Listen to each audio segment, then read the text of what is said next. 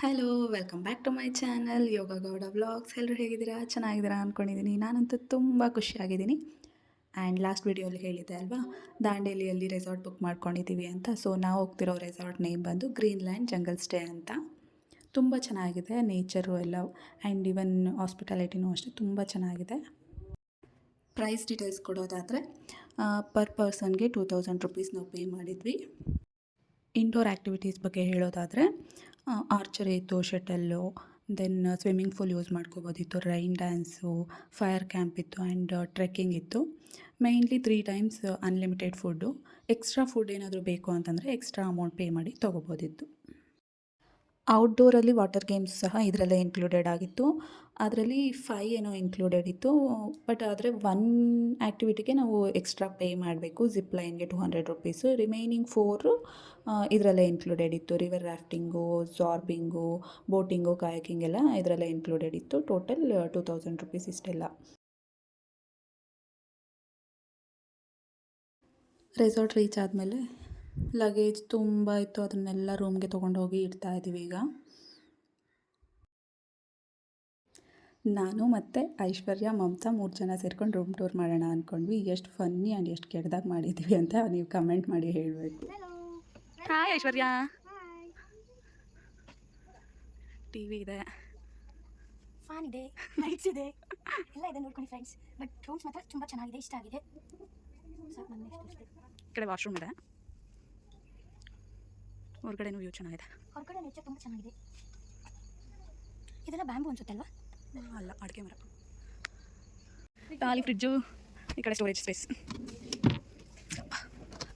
ಇದು ನಾನು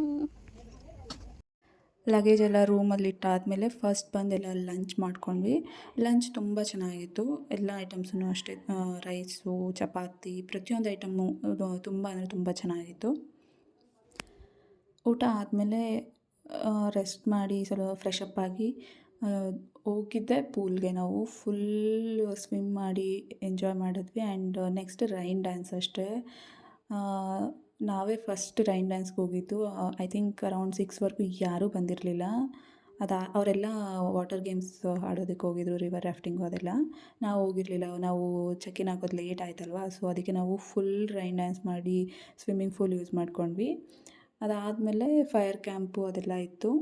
I think 10ಗೆ dinner close ಆಗಿತ್ತು. ಬಟ್ ನಾವು ಡಿನ್ನರ್ಗೆ ಹೋಗಿದ್ದೆ 10ಗೆ. ಸೊ ನಮಗಂತೂ ಡಿನ್ನರ್ ನಮ್ಮದೇ ಲಾಸ್ಟು.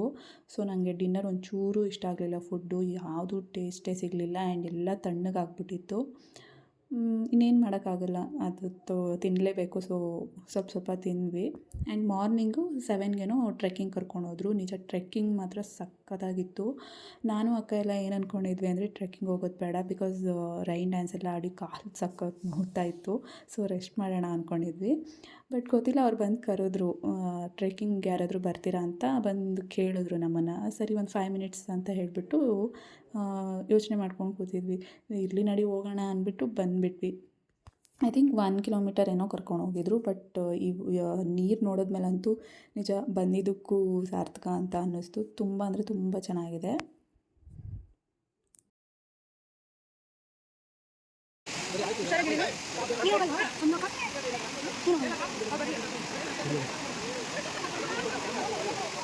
ಹೇಳ್ಕೊಡು.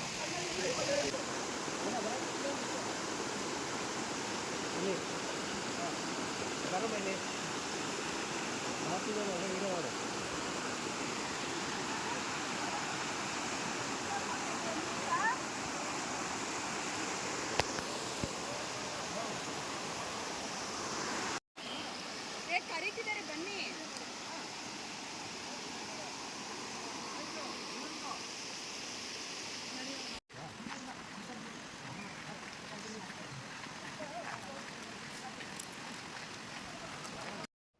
ಟ್ರೆಕ್ಕಿಂಗ್ ಎಲ್ಲ ಆಗಿ ಇನ್ನೇನು ರೆಸಾರ್ಟ್ಗೆ ಹೋಗಬೇಕು ಅನ್ನೋ ಟೈಮಲ್ಲಿ ನಾವು ಈ ಜಿಗ್ಣೆ ಹತ್ಕೊಂಡಿರೋದು ನೋಡ್ಕೊಂಡಿದ್ದೀವಿ. ನಿಜ ಎಷ್ಟು ಭಯ ಆಯಿತು ಅಂತಂದರೆ, ಬಿಕಾಸ್ ನಮಗೆ ಫಸ್ಟ್ ಎಕ್ಸ್ಪೀರಿಯನ್ಸ್ ಇದು.